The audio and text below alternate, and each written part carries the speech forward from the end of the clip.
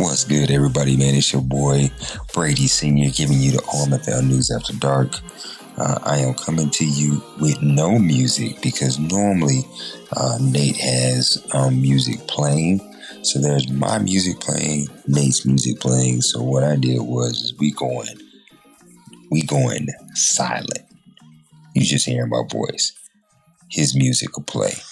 But anyway, man, welcome to week 1025 of the OMFL News and getting you ready for the Press Match Live. So we're going to talk about game of the week for this week. Now that we're in the in the true OMFL league, we'll talk about the way too soon playoff rankings, look at some statistical leaders.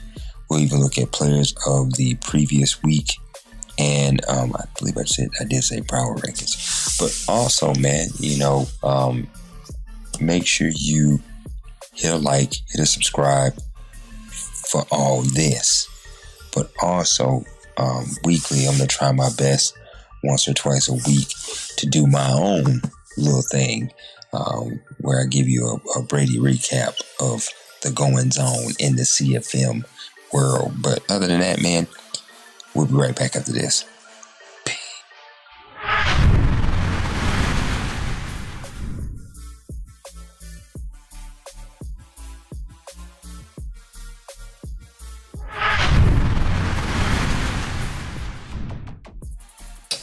To the OMFL News After Dark, we are going to go ahead and talk about players of the week for the previous week.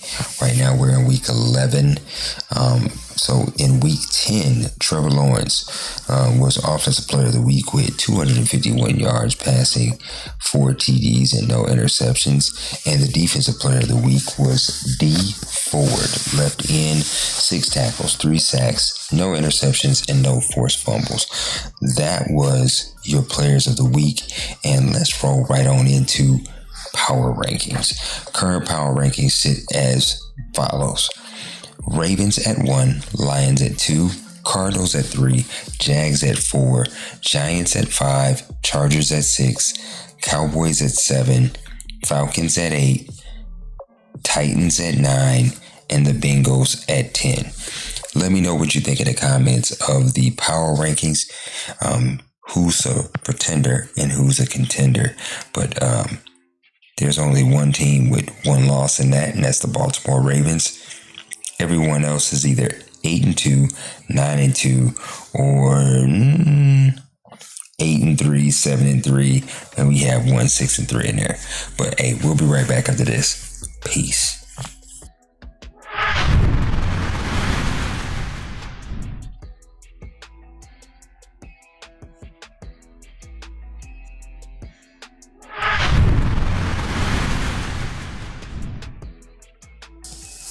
What's good, everybody? Welcome back.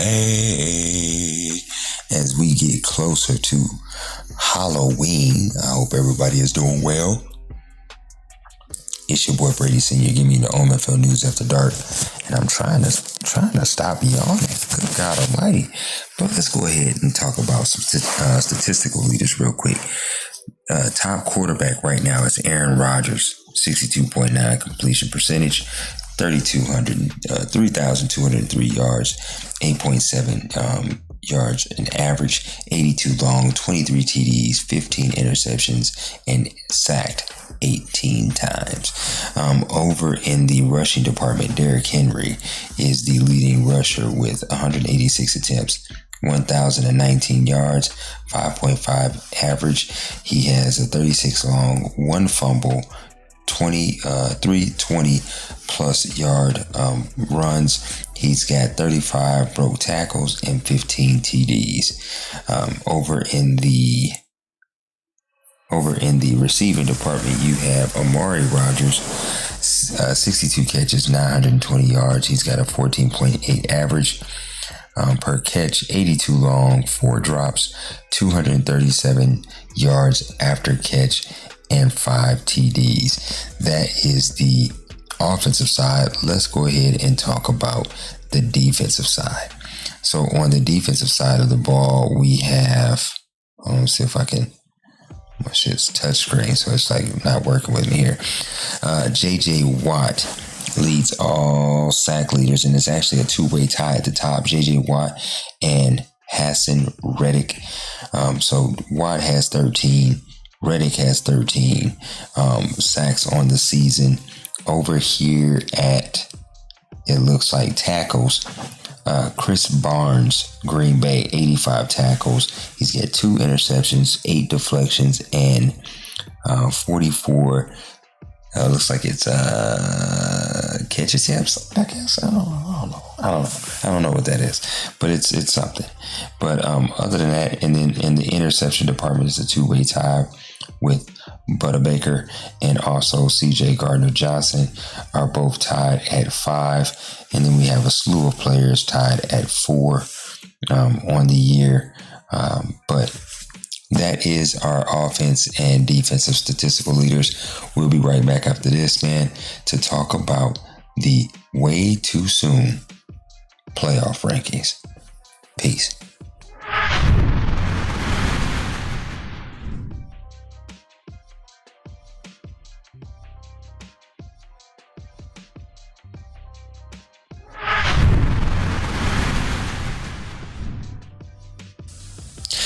Welcome back. Yeah. It's your boy Brady, Senior Man, giving you the OMFL News After Dark. And we are about to do the way too soon playoff rankings, or the playoff race. And we'll start with the AFC first. We have Ravens at 1, Jags at 2, Chargers at 3, Dolphins at 4, Titans at 5, Bengals at 6, Raiders at 7, and the bubble teams are Steelers at 8, Colts at 9, Broncos at 10. Over in the NFC, let's look at it here. It's got Lions at 1, Cardinals at 2, Giants at 3, Falcons at 4, Cowboys at 5, Seahawks at 6, Panthers at 7. And then the bubble teams are the Saints at 8, Vikings at 9, Washington football team at 10. Let me know in the comments what you think, man. Who's a pretender and who's a contender? Also, drop a message or any input on who you think will get the first round bye. We'll be right back after this, man. We'll wrap this thing up with the game of the week and send it over to the Press Pass Live. Peace.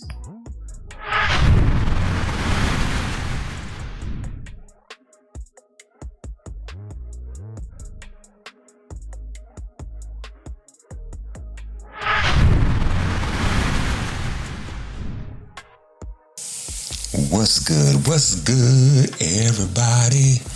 It's your boy Brady, Senior Man, giving you the OMFL News After Dark, and we are about to wrap this bad boy up with the game of the week. And it was between the Cardinals and the Seahawks. Now, of course, the game didn't end with a little bit of court drama. Hey, man, I'll be the first one to tell you, man, FPR court is making for some very, very, very, very bad friendships in this league. I understand what it's for, but ultimately, you run the risk of having people cashing out, bro. I'm just saying. Rumor has it, man. Some folks feel that a third party should handle it, and then pull the two aside. I can honestly see it being along the lines of, you have two people, that have an issue. You, commish, or you and the person over the FPR meet in a private chat, and you talk about what happened, why you did what you did, and then it's left that way. However it ends, it's at the discretion of the FPR person, but that's just my thought. But let's move on over here to the Arizona Cardinals Seahawks game. It came down to a broke-ass completion that got the Cardinals the final touchdown to put them up 31-27. And stat-wise, you had Kyler Murray, 16 for 22, 280 yards, 3 TDs, no picks. Edmonds rushed for 11 carries, 29 yards, 1 TD. Kirk caught 4 catches, 107 yards, and 2 TDs. And then Baker had 5 tackles and 1 interception. The Seahawks stat man's Russell Wilson. He had 21 for 26, 320 yards, 3 TDs, and 2 interceptions. Carson had 19 carries, 59 yards, no TDs. Lockett had 5 catches, 115 yards, 1 TD, and Wagner had 3 tackles and 1 sack. That right there on the surface just kind of gives you, and just looking at the tail of the tape, looking at turnovers, it looks like the Seahawks turned the ball over quite a bit. There was really no penalties. This was just one of those games. But other than that, man, it's been real. Thank you for hanging with me. But we got to get you over to the Press Pass Live, and that's up next. Peace, love, and motherfucking hair grease. Brady's out.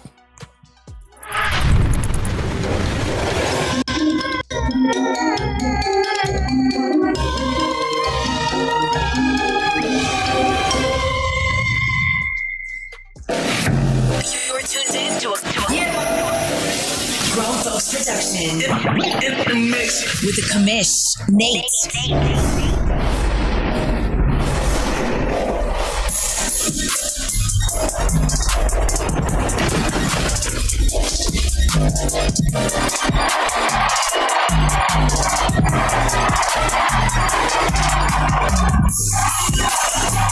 All right, welcome to Press Pass Live, your weekly OMFL podcast show. Thank you, Brady, for the news. Thank you guys for showing up early tonight. You're already in the chat. It's popping off.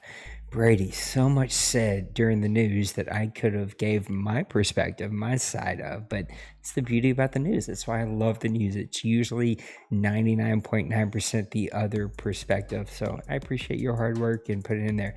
It did sound like you were making love to a ghost the whole time. I don't know if you was scrubbing yourself or if your mic was hanging and scrubbing on your new, like I envision you're wearing like a red leather jacket while doing these. But either way, I appreciate you doing those for me.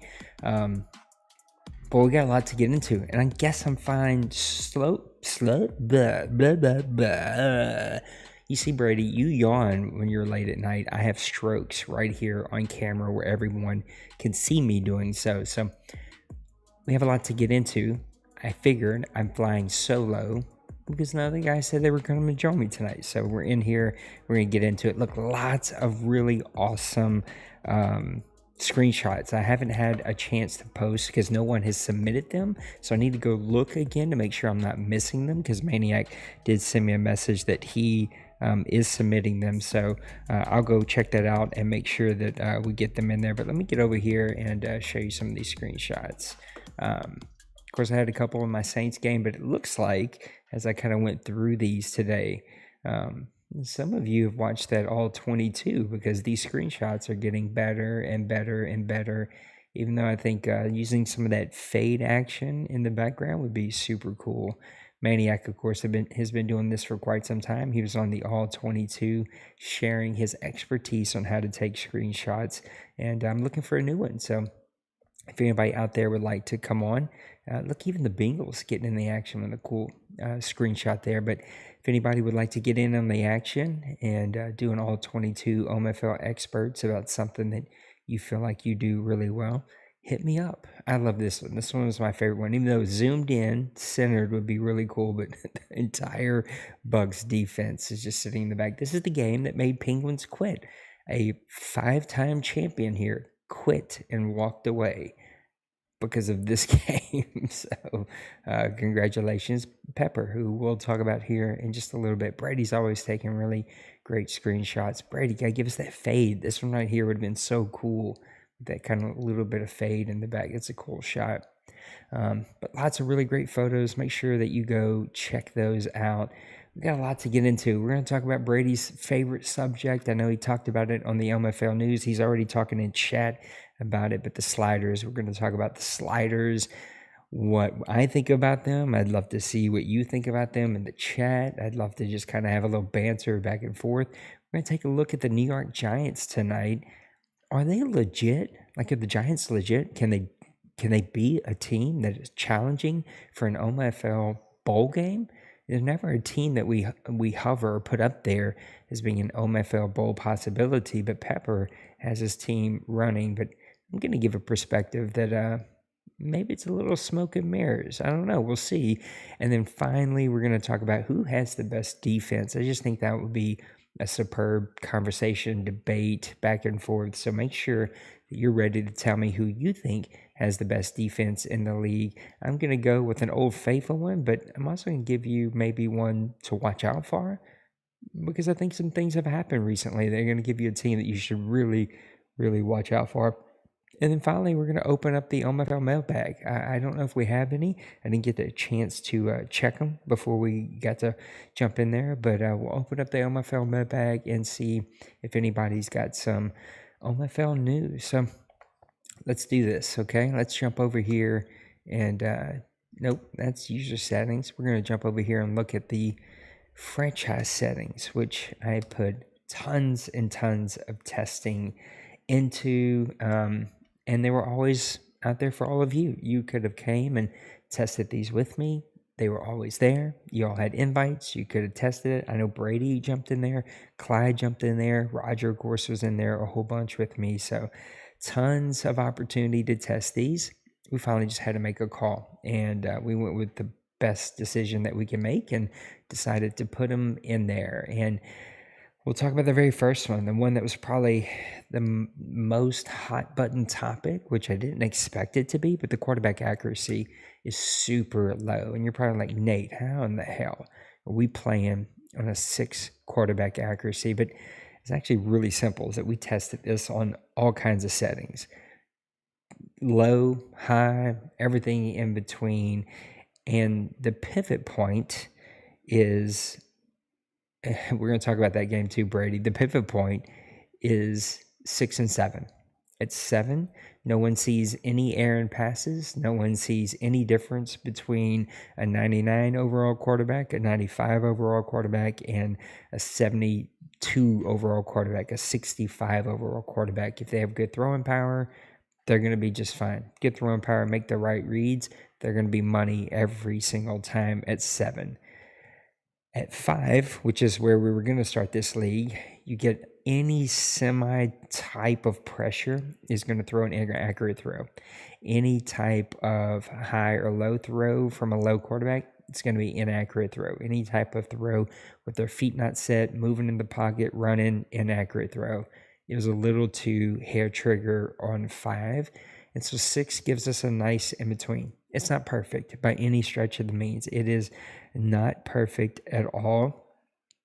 Thank you, Ross. I appreciate that, buddy. I'm going to go check that out because that will help with this conversation that we're going to have tonight. But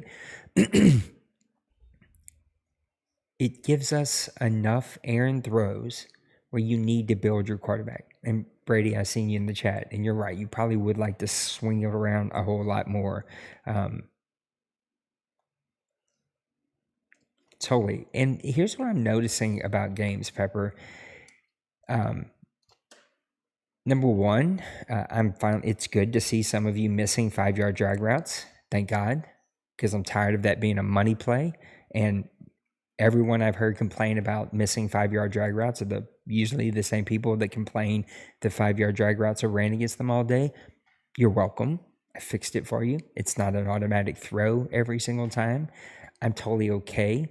If you want to go watch the NFL tonight in the rain, you're going to see some real bad throws, some bad football. If you go watch any NFL game, you're going to see Tom Brady make some real bad throws from time to time, and he's the elite of the elite. I watched him make a pass today, back of the end zone, wide open, tight end on a post-out route against the Bears right before halftime. He sailed it 15 yards over his head. We don't see that in the OMFL because of the sliders. Everyone has pinpoint accuracy. Everyone plays absolutely perfect. And unless you make a bad read, it's going to be a good throw. If you make the right read, find the open guy, it's always going to be on the mark and always going to be on money.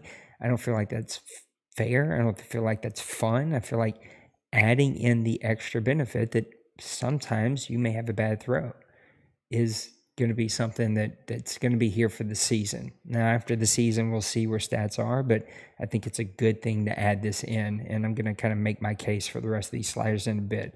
I would also say that you got to build up your quarterback now. I played a game with my quarterback who's, I think, 96, 97, 95, something, 94. I don't know. He's somewhere in like the mid-90s. And he played pretty good. I don't think any errant throws. And so you're going to start to see a difference for paying and having one of those elite quarterbacks. I also find two weird things. This is a theory. It is not proof. But to kind of go back to your point, Pepper, is that pressure and bad throws happen early in the game, and then as the game progresses, the bad throws go away and the pressure goes away. And it's weird, and it seems to like only come back in like intense situations where maybe the momentum's kicking in or it's late in the game. It's a theory. I haven't tested it. I haven't proved it. It's just from feel of playing a whole bunch, tons and tons of hours testing. I don't know why that is, but it seems like most people miss their throws early in the game, and then those missed throws kind of go away as the game progresses and don't come back unless it's like a very intense moment.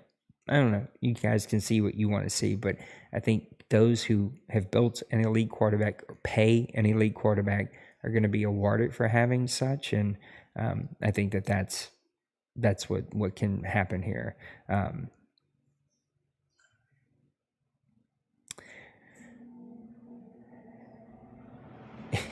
The bad throw people are in the chat tonight, coming out in droves.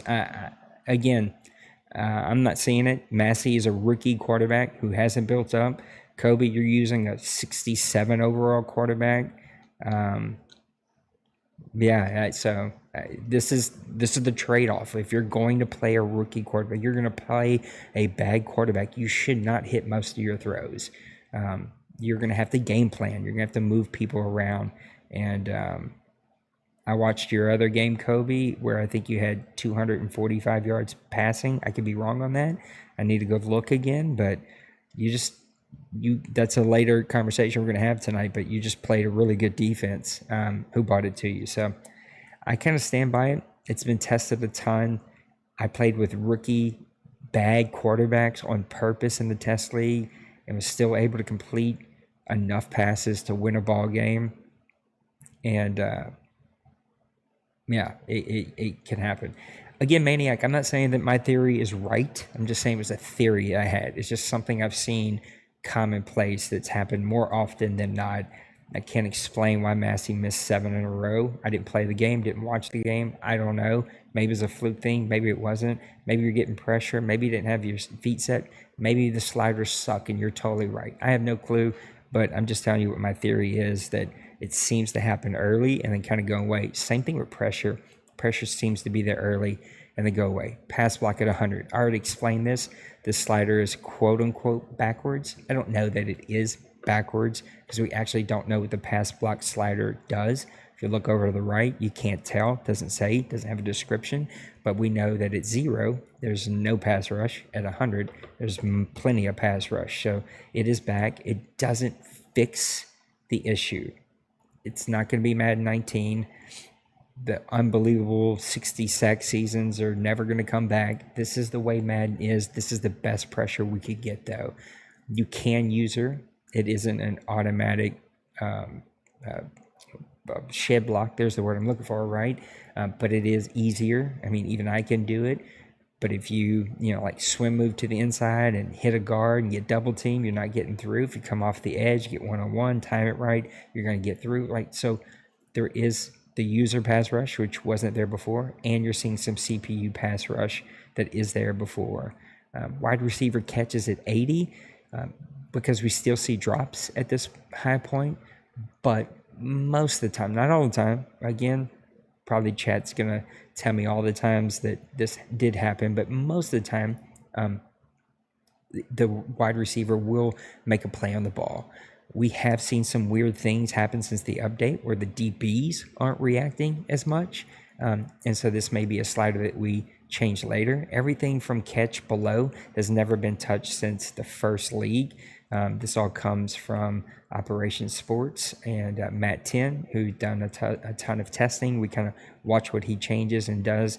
I haven't seen any changes since the update, but if we continue to see, dumb DBs, we may have to increase some of these coverages or reaction times that you see being really, really low here. That was done in the beginning to dumb down the super aggressive free safeties, strong safeties, cornerbacks, that kind of thing. And then tackling is where it's kind of been for the last couple of Maddens. Nothing else really has changed except for fatigue. Minimum threshold. That was at 75. So you've seen a big disparity between fast players and slow players. Now we've kind of put that closer to default because players are moving more fluid, and it allows the slower players to still be really good players. And it also helps with the crazy DBs, right? The DB flying over 15 yards to make a play on a post or something like that. So we are starting to see some of that. 82, 80, and 79 are not fantastic stats, Kobe. That's going to be my argument in all of it. Again, you might be totally right about the start of the game. I'm telling you, that's what I'm seeing, is that if you're going to play a bad quarterback, you might have that. You're playing on the road, you started a bad quarterback. I'm sorry, 80, 82, and 79 is not great throwing accuracies. I didn't watch your game, so I don't know. I need to go back and watch the game, or maybe there is no answer. Maybe he just didn't play well. Like, that can happen as well, but you were playing on the road. I'm sure momentum had something to do with it. But if you throw 35% for the rest of the game and you go find a better quarterback and you still throw for 35%, Kobe, just for you, I will change it. No, I won't, but I say that. Offsides, false start, holding. These things were adjusted for player movement coming from our guy, Matt 10. Defensive pass interference. I actually told Clyde the wrong number. Clyde, you can see it when you watch this. If you watch this, it's at 75, so it is really high. And this, again, comes from Matt 10 because it allows the DBs to follow the receivers in a more fluid motion. Take it for what it's worth. I trust this guy. He's a programmer who works on FIFA. He has videos explaining why he sets it this high. I know that when you're using, that makes this a hair trigger, and it's something that we'll continue to look at. And just like quarterback accuracy, that seems to be the two things that are on my plate to continue to eyeball: quarterback accuracy, defensive pass interference from users. And we're probably also going to keep an eye on run blocking. It seems like teams are getting a lot of rushing yards. And so, again, these are things we just have to kind of keep an eye on. Everything else has kind of stayed the same. The roughing the passers all the way down low so that CPU players will attack the quarterback more without the triggering of the animation to hold up and not interfere or rough the passer. So that's where we are, and I'll kind of make my case for why I like them. I'm not saying that they're perfect. They're not perfect, but we all have the same game, and we all do our best to play this game and do with it is the best that we can. So I think these kicked in last week because we're in our second week here. We got some really good games. So let's look at this one, Kobe, because I know that you're complaining about this last game, but Franks went 202 yards, 2 touchdowns with a 106.5 quarterback rating. He was 12 for 24, so right at 50%, which even before the slider stats, I think you were at 55. So it's right around your norm of what you had. Not a bad game. Clearly, you game plan just fine against the Patriots. I think overall, from top to bottom, though, these scores feel more realistic and feel better. We're not seeing, I'm probably going to say that, and then I'm going to go find one, 40 from Minnesota, which is going to happen anytime you play the Green Bay Packers, because I think he turned the ball over 6 times, Maniac. I think he picked him off in that one. But we're not seeing anything in the 50s. We're not seeing any crazy 42, 48 games. These scores just feel a little bit better. I do think they'll click back up, though.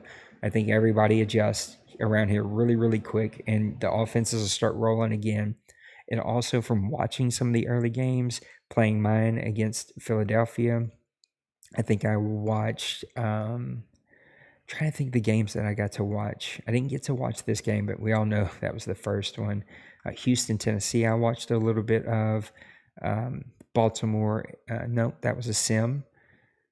Was it Bengals and Raiders? I watched a little bit of. The Seahawks and Cardinals, I watched a lot of. These were all Pittsburgh and the Chargers, even though that one got away late. These were all really good games, and they felt like either team could win and compete. And it was like, what team would make the least amount of mistakes? And so that parity is always going to be a really good thing here. And then we're already seeing the early games here. Pittsburgh with a 2013 victory over Denver, and then Jacksonville coming away with a 24-10 victory over Atlanta. So we're seeing scores that feel better. We're seeing teams able to compete. It feels like it truly is going to be the guy who can go out and build the better team, come up with the best game plan, and come out and execute the best are the teams that are winning. Still a lot of interceptions, even with DBs acting crazy, which I know a couple teams have seen. I mean, there's 7 interceptions in that game. What do we have in Atlanta and Jacksonville? 3 interceptions. So just in the first 2 games, we've got 10 interceptions already. Oh, no, I looked at that wrong. My bad. Flip-flop. So just 7 from the first game. 84.1 is not bad. I mean, that's a bad percentage, but 42%. You still clearly figured out how to keep this one pretty close. But anyway, that's where we're at. Sliders are always a hot button topic. You can never find sliders that keep anyone happy, much less everyone happy. All you can do is try to put in your own testing, go figure out what works, and keep an eye on things as they kind of change with updates, change with stats. We just need stats. No one wanted to test. These things were out for a month before we made the swap.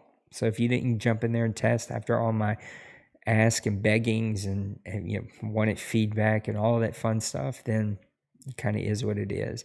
The one change, if I go from 6 to 7 on quarterback accuracy, no one will miss anything. And that may be where we end up going, and it may be what's best for the league. I just think this is worth keeping for what we have now. And hopefully you guys still see pass rush. I was trying to bring up the league schedule instead of mine. Let's see pass rush from these first 2 games. It seems to be a little hit and miss. It seems like some games have 0, and then some games have 6 or 7 sacks. I have no clue what happened in these games. And yeah, the sacks don't always tell all the stories. We had, 3 in this one? Because some sacks, of course, are going to be coverage sacks. We had 6 in this one. So both of those teams, I'd expect to get a lot of pressure with their teams. So we'll see. Again, I played against a low-rated quarterback in the Eagles, and he played fine versus me.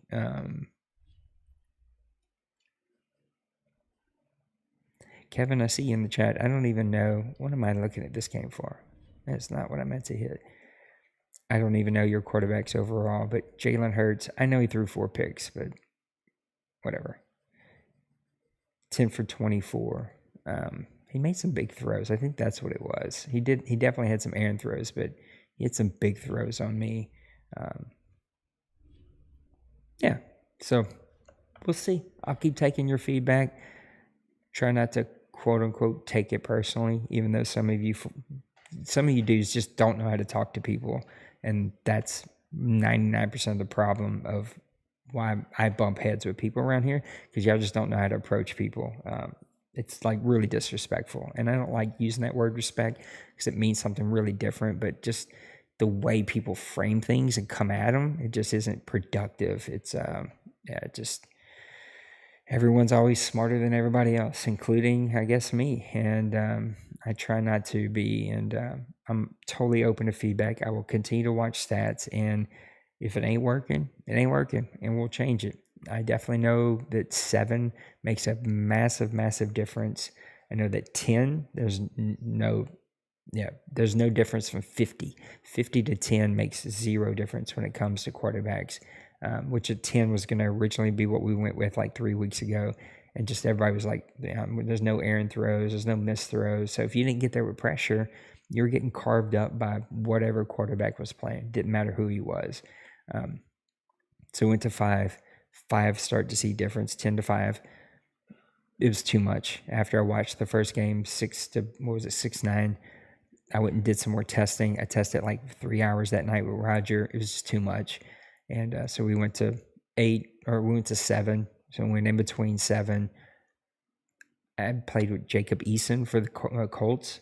I went like 14 for 14 in the first quarter for 200 yards. We went down to 6, and we started to see it being tougher to make those deep throws, which it should be, right? It should be tough to make a deep throw. But watching games, I think the Steelers game I watched, the Raiders-Bengals game today, there were deep throws. And so if you call it up, you scheme it right, you make the right play, the right throw, the timing, all that stuff, the big deep throws are still there. So again, I'll keep taking your feedback, guys. We're all in this together. We will figure it out. I didn't just throw darts at a wall and see what we could come up with. This was after a lot of testing, many, many hours, and not just from me. This is people in the league. These are people in the community. These are experts. These are programmers. So there's a reason that we went with this direction, and hopefully you guys will see that too, and know that if it's real, real bad and continues to be bad and we just can't figure it out, we'll make the adjustments that we need to make. All right, slider talk over until next week when I know that we'll bring it right back up. So I want to talk about the New York Giants. I keep forgetting where stuff is on this new game because they kind of moved everything around. Let's go look at the standings for the NFC East. New York Giants. This one kind of caught me by surprise. I knew that they were playing good football, but they are 8-2 and leading the NFC East. The Cowboys are in second. Of course, Rob has left us. He's at 4-6. Big Hurt is trying to bring that team back. And poor Kev took a year off, handed a team with no quarterback. He's trying to rebuild that roster and get some things figured out. But the Sliders, I think, are going to help him out, and did in my game with him if you just stick to the run a little bit more and watch those bad throws. But the Giants are sitting here at top the NFC East. They've got a victory against the Cowboys. We're going to break down their schedule, but are they a team? Are they for real? Like, are they a team that could be in the OMFL Bowl this year for season number 97? The stats would tend to tell you yes. I mean, let's actually jump out of here. We're going to go look at the other CFM. Ross, if you're still around, type in the chat the top 5 defensive leaders since you have the stats from the old CFM. So all of you wondering, well, I just went to the same CFM, so stupid. How are we going to do offensive lineman upgrades? How are we going to Pro Bowl, all that? Our guy Ross has done me a massive favor. He went and actually pulled the numbers. I still have the old CFM up here, so we can go pull numbers. We can also look at numbers from where we were, and it's going to be manual. It's going to be hard. It's going to be a pain in the butt, but it's doable to get us at least pretty close. But let's go look at some stats over here real quick. You can't post a link, so if you post a link, I can't see it, and no one else either. Just you. You're the only one who can. I also can't do that either.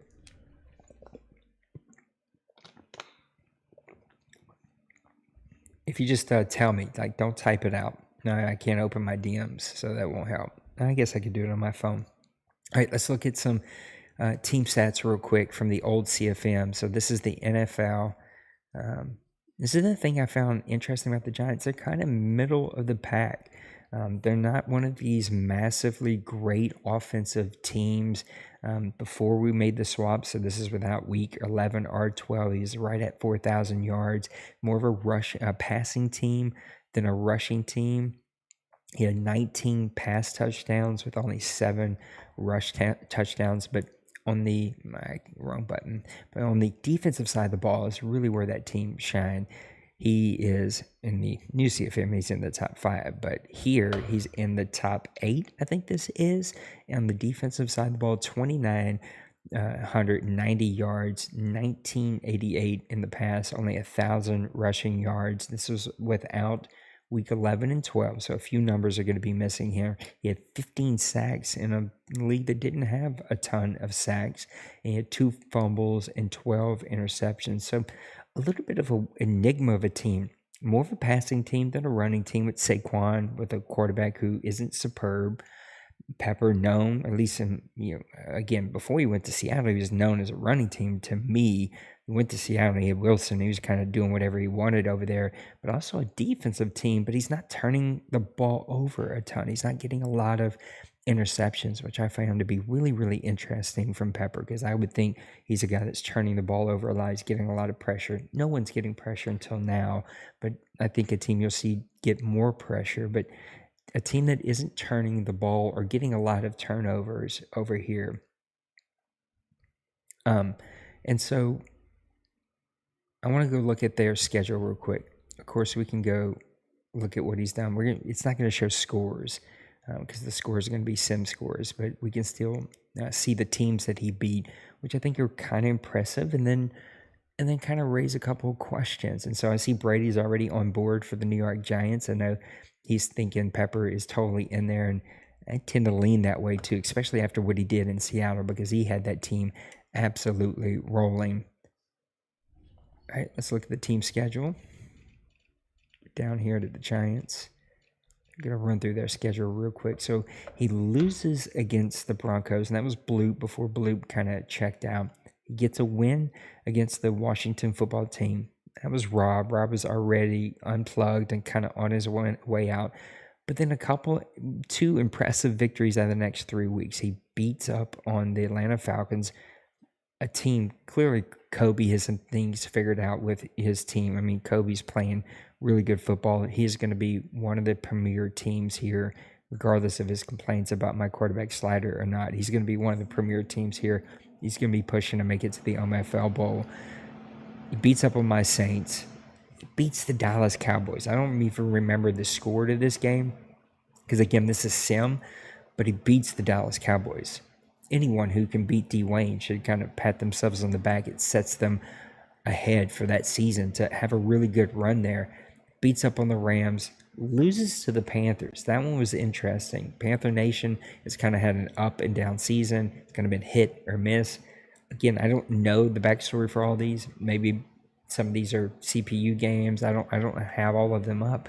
Then he beats up on the Chiefs, beats the Raiders, and then gets the victory last week against the Buccaneers. And then his schedule sets up really favorably for him to make a run here. You got the Eagles up next, who haven't won a game yet. You got the Dolphins. Ross is having a really good season, but can tend to shy away, Ross, whenever you play some of the top teams here. Then you play the pass-heavy San Diego. Why did I call them San Diego? LA Chargers. You never know which Colin's going to show up. I think the sliders have maybe made Colin take a step back, but I truly believe that Colin will learn what passes can he make and not make, and he'll be able to rebound. Then the big rematch against the Cowboys, and then Eagles, Bears, the Washington football team. He's going to be favored in all of these games. But the question I kind of raise is, does the Washington football team, does the Kansas City Chiefs victory, does the victory against the my Saints, the Atlanta Falcons, was that a fluke? Like, some of these teams were checked out, some of them weren't. I'm worried about his pass defense. He's not turning the ball over, even though he's playing good defense overall. He's not turning anybody over. There you go. So I figured, I was like, I don't know the story in all these, and I knew that you were out of town for one of those. So their schedule sets up really favorably for them to make a run here. My question is, are they legit? When we look at the NFC,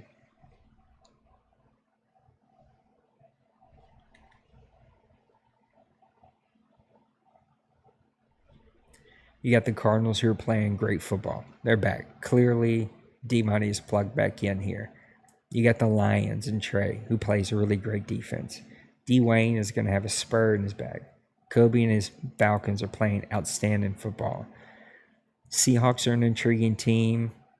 He's kind of hit and miss the last couple of weeks. Very impressive early on. Hit and miss. Actually was looking to leave Seattle this week. May still end up doing that. Brings up questions of, like, is he in it? Panther Nation. Played really great early. Had a stumbling block. He's kind of played better here as of late. The Vikings. Can Maniac click on the switch? When Maniac clicks on the switch and he's rolling, he can be one of the more unstoppable teams. And even at 4-6, I know that he's pretty far out of it. But now that Big Hurt has moved over to the Washington football team, is this a team that's going to be able to compete, that's going to be able to push? I tend to say Pepper and the Giants are for real. He showed me something last Madden.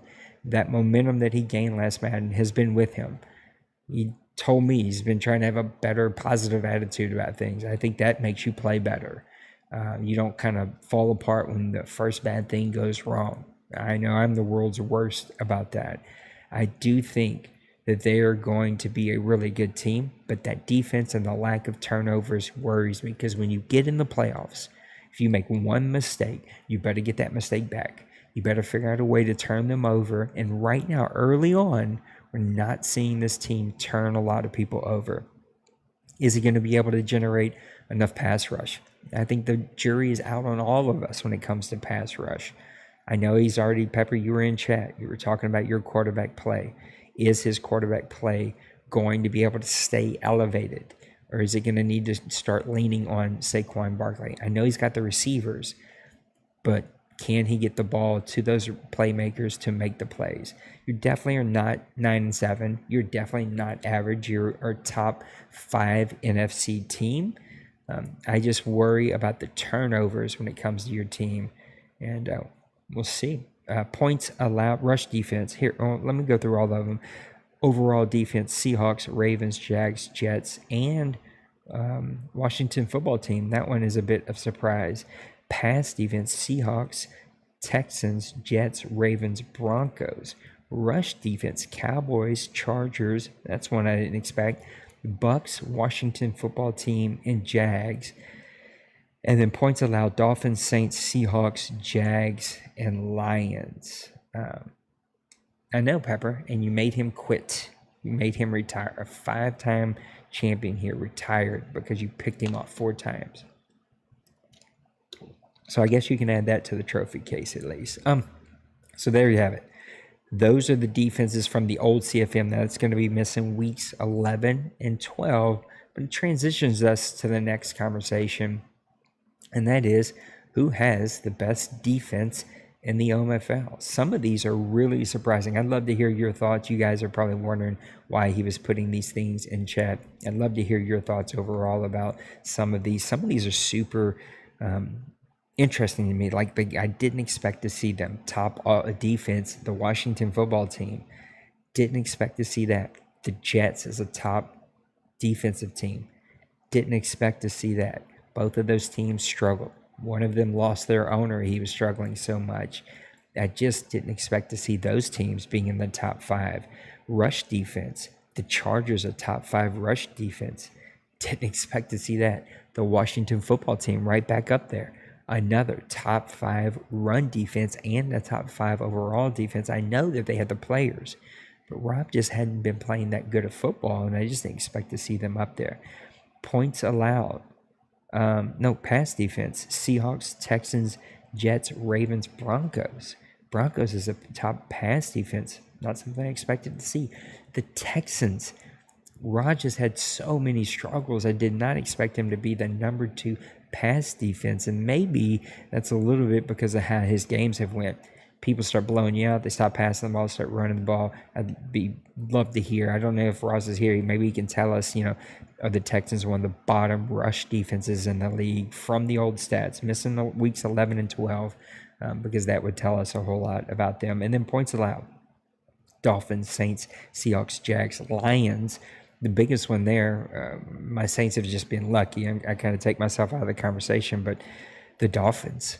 Clearly have not been paying attention to the Dolphins scores because he is the number one points defense in the league. That or Ross is just moving the stats around to give himself a little bit more credit. But any of those surprising to you? And who do you think has the best defense in the entire league? I'm going to give you the one that I think is kind of a give me. It's one you see on this list a bunch here. It's one I talked about a bunch, and it's going to be the Baltimore Ravens. Now, these are sim stats, so they don't really count, not really what we're looking for, but he clearly was one of the better defenses. He was number 2 overall before weeks 11 and 12.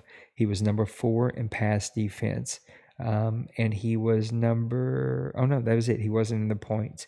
The Ravens, I think, when Nipple is on fire, that team flies around. They make plays. They attack the ball. He has this unique ability to know when to blitz, but still be able to force you into some bad throws. These guys get there quick, man. I know I played him in the preseason, and there were some plays you knew the blitz was coming. You seen the blitz that was coming. 2-step drop. He was still there hitting your quarterback. The ball was bouncing out and popping away. Those were the teams that I would tend to lean as I think would be the best defense. But wait, there's more. The team that I think should be talked about and that will continue to be talked about, and I would say it even if he wasn't here tonight, are the Jaguars. I think these new settings are setting up for the Jaguars to be absolutely outstanding on defense. It's going to allow his team to be able to attack more. I tended to believe that some of the old settings, very minor, but some of it led to only speed being teams with a lot of speed being the teams that got the most benefit. I don't know Brady's team from head to toe. Don't know. Maybe he's got a ton of speed. But I just think that the scheme will matter the most when it comes to the new settings, that you have to not only build a good team and build up good players, but you also need to know how to scheme up a good defense, scheme up a good offense, scheme up a running game. And that's where Brady shines. Brady will lab and build, and he plays in 17 leagues, and so he's got a lot of opportunity to kind of learn what works, what doesn't work for his style, where's his strengths, where's his weaknesses. And I think it showed right here. I mean, he only allowed 84 rushing yards, 82 passing yards, 10 first downs. He only allowed 166 total yards. He had the one turnover. He stopped him on 4th down. He only gave up 4 third downs, and he had a 60 or it'd be flip flop. So he had a 50% defensive red zone percentage by only giving up the 1 red zone offensive touchdown, and he held the ball for 22 minutes and 50 seconds. I mean, this is a team, I still say, that will shine underneath the defensive side of the ball with these new settings, because it really sets up well for his style of play. You can see he had a bunch of tackles for loss here. Was it 3, 5, 6, 7, 8, 9, 10, 11 tackles for loss? 2, 4 sacks and no interceptions on the day. So you can see plenty of pressure coming from the Jaguars. He was stopping the run. He was forcing the quarterback to be in some bad positions. Again, I need to go back and watch this game. It would have been a ton of fun to be able to call this game. But clearly this was a defensive battle that a few more effective offensive plays really played out for the Jaguars. And I really think the Jaguars are going to be one of the top 3 or 4 defensive teams. Sims have messed up his stats whenever it comes to this season, but we're going to combine the stats the best that we can. And remember, Ross, you need to try the best that you can. But if you can go get all the stats for weeks 1 through 10 in the sim season, that way we can subtract those numbers from the final numbers. That will be super helpful too. But I think the Jaguars are going to be one of the top defensive teams that we see here. The Jets, Kobe's saying the Jets are one of the top teams. Ross is saying the Ravens and the Cowboys. The Raiders CPU defense from Pepper. Thanks, Ross. So we're already seeing a couple of other teams say who's out there. I think it's going to be fun to see, because I do think the new sliders are going to get figured out. People are going to figure out what works, what doesn't work for their team, for their style. They'll start to be more effective. These low quarterback percentages will increase. We're going to see better football playing out. And then it's going to be, how can the defenses adjust?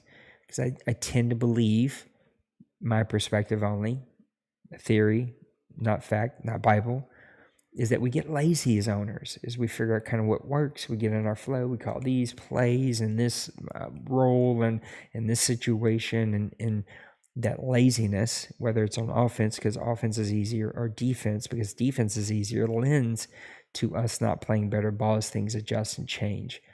So the question for me overall, league-wise, is do we get lazy on defense because it seems to be a little easier right now?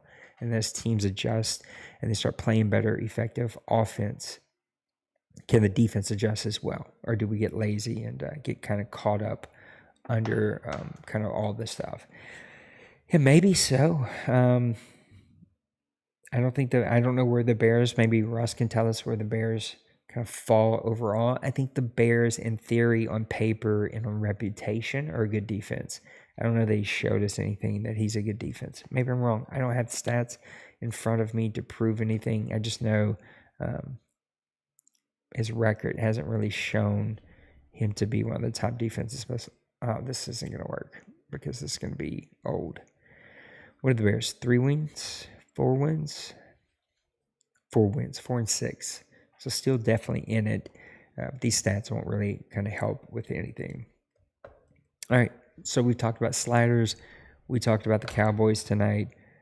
Not Cowboys, listen to me. The Giants tonight. So he's talking to the Cowboys, but we talked about sliders, talked about the New York Giants. We talked about the best defense. And now, let's go open it up. Well, Mac's not going to retire because we turned it off. So for all those guys that hate it, that it has been turned off. So let's go see. Let's see if I can remember which one it is. Is it this one? Hey, there we go. I also figured out why I couldn't interact last time. And as you can see, I can now interact. Yeah, we look like we got a couple questions. So let's go hop in here and see what we got.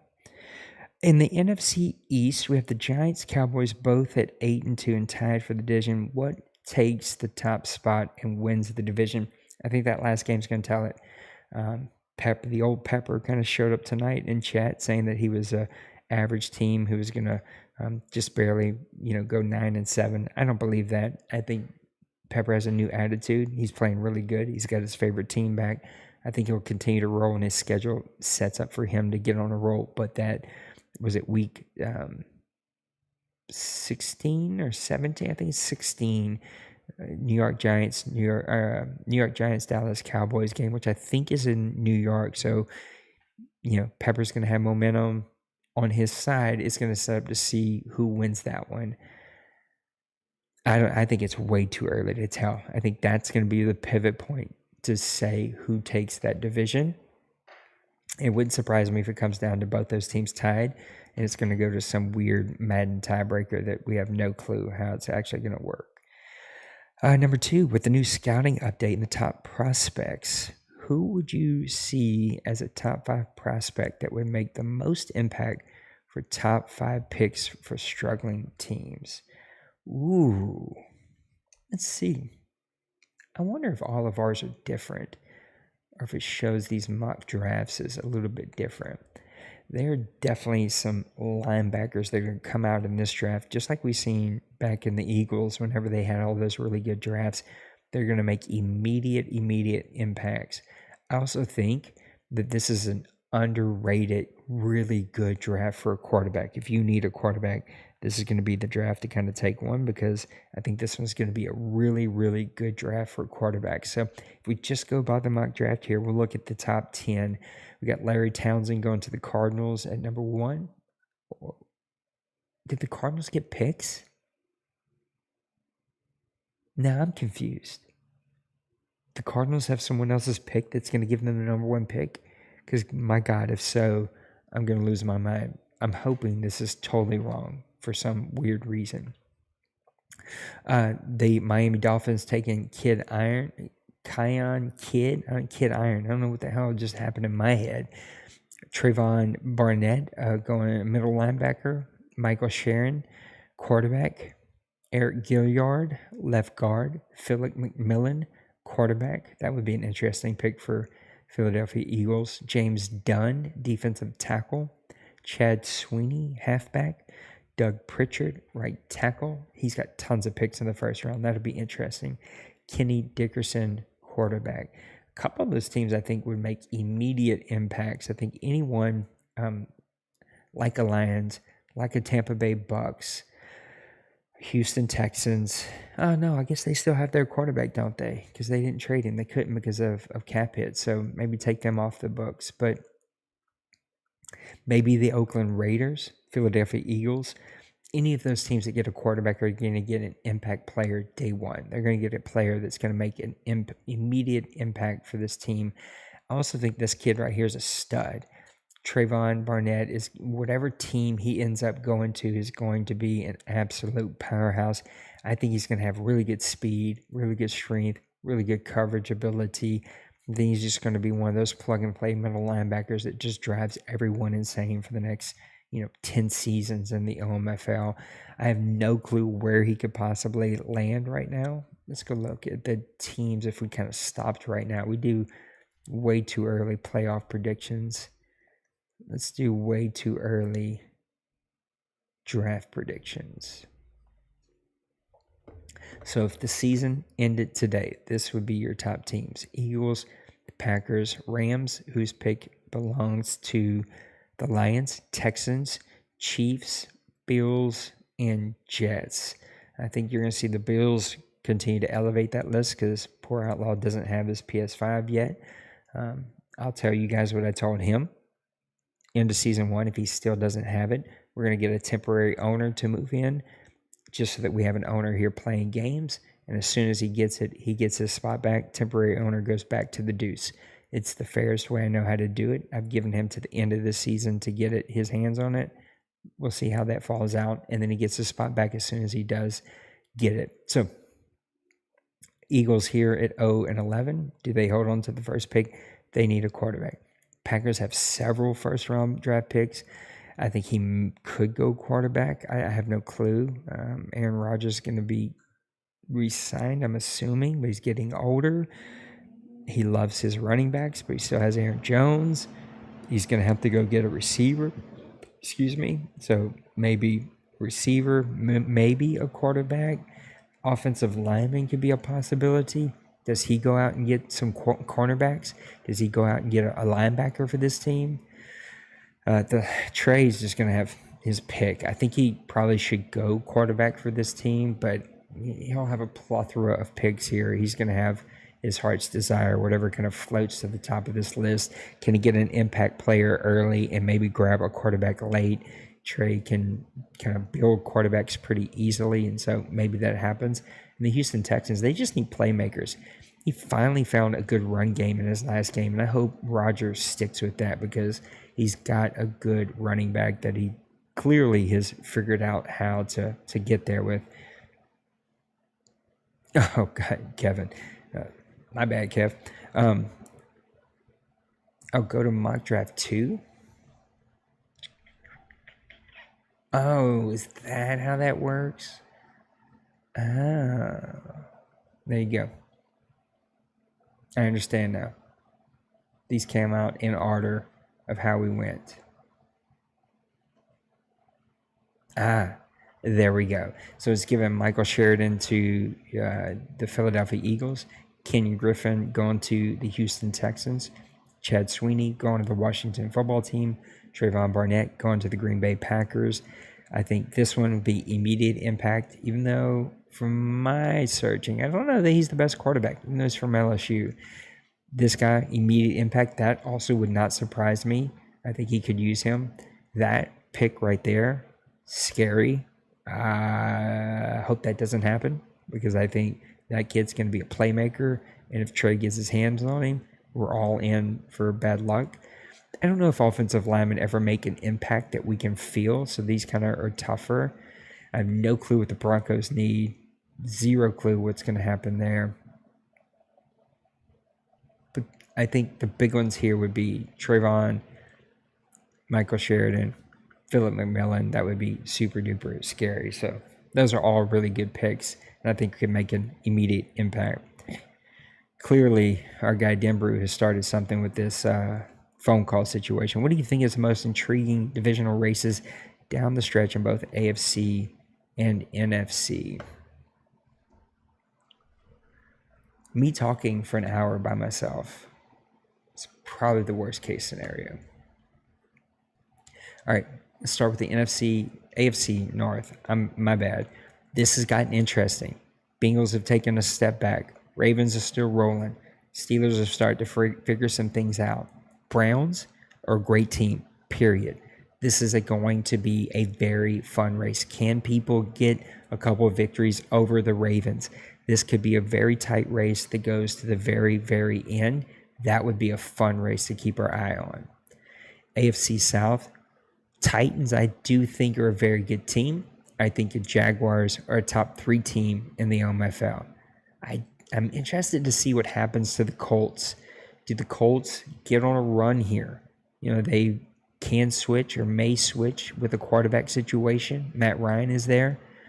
He also has old boy whose name I can't, Wentz, right, sitting there. So he has the possibility to plug and play some teams.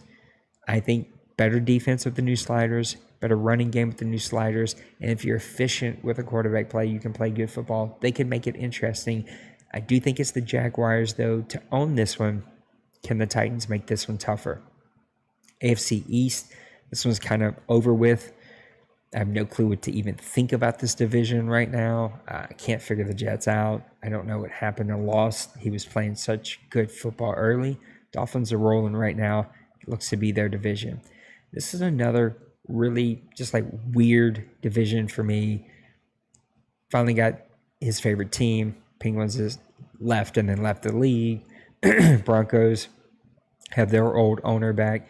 He took some time off, so it's going to take him some time to get rolling here. You never know with Jay Bows. He runs hot and cold, hot and cold. He was in the OMFL Bowl, disappeared, right? Like, we just never know. He kind of runs the whole gambit of stuff. And then the Chargers. He's sitting here at 7-3, but he lost one last week. This is going to be a big week for him. It tends to be a team that can get on a run, but also goes the other way. Right, we've seen him go on a run where he goes the other direction. He starts to fumble things away. This one could be over, though. I think the funnest division here is going to be the AFC North. That's going to be a blast to watch. What's up, Trey? Where you been, bud? NFC North, you get the Lions at 8-2, Vikings at 5-5. Everybody else is pretty much out of it. I think the Vikings could get on a run here. If Eeyore can, keep his tail on and move forward and not care about winning or whatever phrase that Maniac's using this week, he could get on a run here. What happens with the quarterback sliders?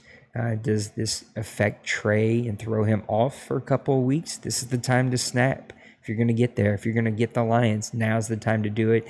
Jared Goff has stepped into that starting role. Let's see what actually happens. Atlanta Falcons and Carolina Panthers. I cannot put my finger on the Carolina Panthers. Hot, cold, hot, cold, hot, cold. Smashed me in my teeth and then lost a couple of games that maybe he shouldn't have lost. Atlanta Falcons. I know that Kobe would try to tell you that he's 3-8 right now, and I totally screwed him over with the quarterback sliders, but he's 8-3. He's put up 256. Well, I forgot. These are not stats that we can actually use. Very good offensive team. Very good defensive team. Was leading the league in sacks before we made the switch over, and now there's going to be even more pressure. I think this one's pretty much over, and the Panthers are going to be looking at a wild card. NFC East, we've already talked a ton about. Both Kevin's question, my part, talking about the New York Giants. This is going to be a fun division. It's going to come to that last game as we get to the very end. And then the NFC West. I think quietly D-Money is having another great season. 9-2. Seahawks have taken enough step back to question what they want and don't want to do here. 00 has left. I think that opens up the 49ers. You might see Bill, listen to me. You might see Bill move over to the 49ers if he changes his mind overnight. If he does, he could make an impact there, but he already had a good team with the Seahawks. But maybe just a fresh start, some younger talent gives him some opportunities to play better. I don't know. He's got a long way to come back, pretty much over. Seahawks are really the only team that can make a run. I think this one's kind of wrapped up. So I think there's more divisions wrapped up than there is divisions that are going to be fun races. But the AFC definitely has more of the fun races that are there. Kobe, what is the hardest thing about being owner of your team for all the hosts? Well, sadly tonight, Kobe, you're stuck with me. Oh, Trey, I know that isn't a compliment. What is the hardest thing about being an owner of your team? It's running this place because you guys are difficult. Because humans, we can be difficult sometimes. And more of you make my life difficult than you do a help and an asset. I think that's human nature. It's not a shot at anybody. It's just like we're selfish beings sometimes, myself included, and we want our way and we think our perspective is right. And it sometimes can be very hard to see other things. I'm screaming at myself right now, preaching to myself. So for me, it's hard to concentrate on my team. Like, I wish I had time to watch the last 2 films on the guy I'm about to play and go look at their stats and write down their training. I just don't have that time. I think my scouting happens, the day before, or maybe an hour before, and it's just quick. I try to take photos so I can look at stuff later. That's the thing that I think is the hardest about my life, which I think is for all of us. We all have to kind of manage our life and what we do here. I wish I had more time to scout. I wish I had more time to create content too. I haven't done a Saints and Sinners or highlight show in quite some time. I need to do one this week, and so I think those are the hardest things, because whether I was 1-9 or 9-1, creating content is more fun than winning or losing. I think creating things that people enjoy and people are watching, and it causes conversation, even when I have different perspectives about sliders and different things, like just this interaction with you guys, and even when you totally disagree, and maybe even if anybody gets heated, right? Like, because you're passionate, I don't think it's right or wrong. It's just people are passionate about what they're passionate about. That is way more fun than winning anything or losing anything. Just creating content that causes conversation and causes us to kind of have some back and forth. That's always the funnest thing for me. And there you have it. I got to fix that to where that fades in and out much differently. But we've made it to the end of the show. Trey, I missed you tonight. I just dropped my water bottle. My bad. Brady hopped into the voice chat, and I thought he was going to be with me, but then I don't know, he disappeared, and I haven't seen him come back, and I haven't even seen him in the chat for a bit. So, guys, it's been a pleasure, and I knew that these settings were gonna maybe cause some unhappy people. And I was kind of okay with that, because it didn't come without testing.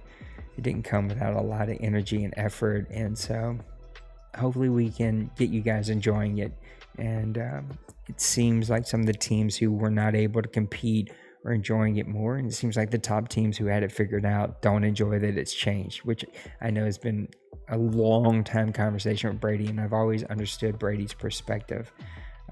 You did, Maniac. That you're changing the rules mid-season. I totally get it. I totally hear you. But you make the best decisions with the information that you have in the moment. That's what I will always do. I will always default to ripping the Band-Aid, making the change ASAP instead of doing it later. I think the lobby was empty, but I was still setting up, and so I think you jumped in there before I could actually jump in there. Man, the shirt makes me look really fat. I've started a diet this week. I gotta drop some weight.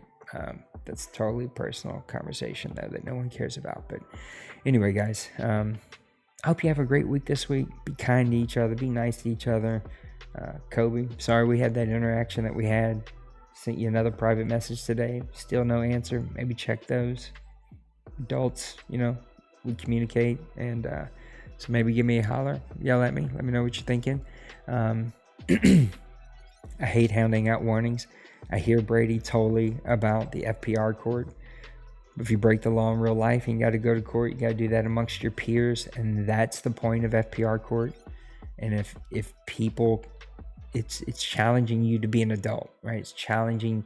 What happened today with Trey was perfect, right? Like, it forced him in front of everybody to go look at his film and go, okay, maybe I should pull that back, dismiss the case. That's the point, because the old way put all the onus on me, put all the onus on board members to watch hours and hours and hours and hours of film. It's your game. If somebody did something against you, prove it. And if it is, we're going to handle it out in the open as a family, nothing hidden in the corners. Because if I do something in a private PM with you, I'm still going to post it. You're still going to get a warning in front of everybody, and then people question, well, what's that about? What's that about? What's that about? Do it out in the open. And so when I give a ruling, people see how I feel about situations. They see video. They see timestamps. Other people can learn from that situation. And if there are things that need to happen in private message, that's still there. You can still private message me, even though there's FPR court. If you have something to say that you feel like will be taken out of context or taken wrong in FPR court, you can still PM me. We can still start a group message if we need to. But FPR court's there so that as a league, I don't have to answer the same question 50 times, 16 different weeks. Get what I'm saying? We can handle it once in front of everybody, and they get videos and timestamps. They get to see what I think. The one that we had about Beal and D-Money, perfect scenario, right? It was a gray area in our rules. So there's on paper what the rule says, and then there's the reason on paper, because you got to write things down. You got to use the English language to write rules down. But then there's the heart of the matter, the heart of what we're trying to get to with the rule. And sometimes plays fall in between those two things. And that's what happened in that game. And so the league as a whole got to see us have that conversation. And now if that happens later, people know, oh, this kind of falls in this like weird gray area. Maybe I don't give a 1, maybe I give a 3, but I mention it in the notes or something. So there's a reason that I go that direction. Not saying it's perfect, not saying it's right, not saying it's what you would do if you were running the league. It's just what I've decided to do. And again, I will always be flexible and be willing to change, but I think the reason I put it there was to force guys to be adults and to have adult conversations. Because those FPR writings, when I know that it's going to be put out there and everybody's going to read it, I'm going to think through what I'm about to put. And I think it has caused the FPR to be less childish, less emotional, and cause people to step back and go make sure they're going to put what they're going to put. I had a game against the Carolina Panthers. I could have swore he blitzed me every third down. That's how it felt playing. I took 3 days, went and watched my film, fast forwarded. Here's some tips and tricks. 2 times speed, so it cuts what you watch in half, and then only watch what you need to watch. I was watching third down calls. I was skipping ahead, so I got to every third down. It took me less than 10 minutes to write down all of mine. And when I wrote them down 3 days later, I seen that he actually only blitzed me 33% of the time. I had no complaint. Gave him all 5. Sent him a message. Said, hey, I thought I seen this. I didn't see it. You played a good game, but I seen these other 2 things. I'm not giving you any kind of like FPR. They're all 3s, but like just keep an eye on these. It's totally, that's why FPR court's there. And I get it, it's not going to be for everybody, but you make the best decisions that you can make with the information that you have. You do the best that you can do, and kind of let it fall where it falls. So 32 dudes from all across the world, all different life experiences, all different ages, all different perspectives. We all would do something a little bit different, but ultimately somebody's got to make that call. So I have flexibility, Maniac. I'm not worried about that. My stress goes all right here. I don't know why. It goes here and it goes here. I work out 6 days a week. I'm active 7 days a week. 4 days a week I lift weights and ride a bike. 2 days I just ride the bike for extended time, double the time. And then 1 day I'm out in the yard for 3 hours doing yard work. it still goes all right here. Like this won't disappear. It's being 40, right? Everyone here who's over 40 knows what I'm talking about. It's just right here. But I'm gonna starve myself. I'm gonna do whatever it takes. I gotta get rid of this. It looks worse tonight with this freaking shirt, or maybe it doesn't. Maybe that's how I always look, and I just don't realize it. All right, guys. Tomorrow night, Saints, Seahawks. Gonna watch that game. I don't have my schedule.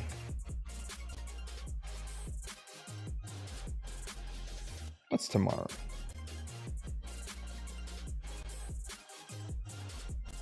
I might play the CPU. I'm gonna play CPU. I don't know what I'm doing. I'll play CPU tomorrow night. Kind of burn out tonight. It's after 11. I'm gonna go get some rest. So, guys, be good to each other this week. I posted a sermon today talking about growing from your flaws, embracing your flaws, and like we all have flaws. Life happens, and life comes at us fast. It happens to all of us in varying degrees. This is why why God's constantly pursuing us, because he wants to take those life experiences and he wants to redeem them and use them for our good. And one of the stories I always tell is about my arm. So like you can see this arm right here isn't straight. It's not because I'm not trying for it to be. I'm pushing it straight out. I broke it 10 years ago. Probably more than that, probably 15 now. Playing basketball, went to steal the ball. Buddy took a step out, tripped over and went to catch myself in the cement, jammed whatever bone this is in your arm up in the elbow and broke it in the elbow. So the ball of my elbow has a piece that's broken off like this. Doctor said there's nothing I can do. I can go in there and I put a screw and put that back, but it won't fix anything. Your arm not stretching out is always going to be like that. It's just not something that I can ever fix. Trey, I might do that. If it's on late enough, I might come on it. That'd be fun. Kind of watch the game with y'all. I've always wanted to do stuff like that. We got to do that. I might do that. I don't know if I can do the whole game because my wife is going to probably watch the first half with me, but maybe after halftime I can do that and then play the CPU after. Anyway, this causes me a lot of pain, especially when the weather changes. But for about a year, I couldn't play ball. And so I had to throw with my left arm. I had to learn how to throw with my left arm, played with my kids, played ball with other people, and actually got really good at it. And now I'm not going to, major leagues or NFL anytime soon, but I can throw a nice spiral with my lefty. I can at least get it over the plate with my left. And it all happened because I couldn't use my right arm for so long. God wants to do those with all of our life experiences. He wants to take everything that we've been through in life, all of the happenstances, the missteps, the fumbles, the things that are flaws, that have left scars, that have other people have dropped us, broke us in some way. And he wants to redeem those things and use them for our good and use them for a new story, new purpose. And so if you want to check that sermon out, I think it's pretty good. It's one of my favorite ones I've done in quite some time. Go check it out. Funny thing is, it was recorded 2 months ago before the storm. And I need to hear those words myself. So come give us a follow, homechurch217.com, homechurch217 on YouTube. If you like apps, homechurch217, anywhere you download apps. I'd love your support. Come give us a follow, leave us your comments. Let me walk this out with you. I'm probably going to start doing some live streams over there soon. Me and Pootie are going to start doing some grown folks live streams here soon. I just got to figure out the dates. And so I got a lot of ideas up here. Just got to make them happen. Just got to figure out the time, the energy, the effort. So have a great week, guys. I love you. Can't wait to see how the rest of your week goes. So we'll talk soon. Peace and love.